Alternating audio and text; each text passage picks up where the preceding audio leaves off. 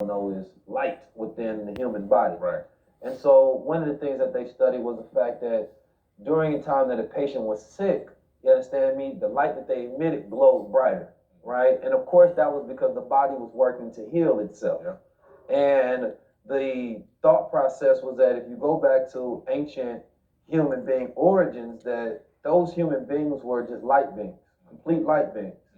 And as, you know, as I'm positing this thought right now, as melanin, you understand me, overtook those bodies, and you're talking about, you know, that very dark melanin, and then you have light, you know, piercing out of that, which used to be where hair follicles are, you understand me? Then you're talking about a blue aura or a blue hue, right? And so in ancient texts where you see a lot of the blue representation of gods or beings, there were the representation of the original man and woman as light beings. Yeah.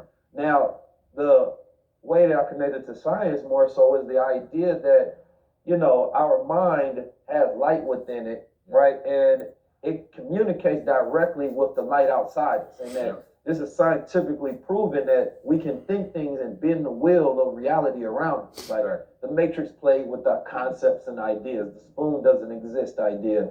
But more so is, you know, each one of us have different levels of consciousness and conscious power. Yeah. And the ability to bend and change reality around us, which is also a very masculine trait because testosterone increases that biophotonic energy.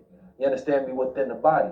So depleted testosterone depletes willpower as well. Yeah. So it's saying that, for me, I always say that one act of masculinity is willpower, the ability to take thoughts outside your mind and produce them into reality. Yeah. So if you have a people who are not able to produce their thoughts, then those people are lost without that will, right? Without that power, without that godliness.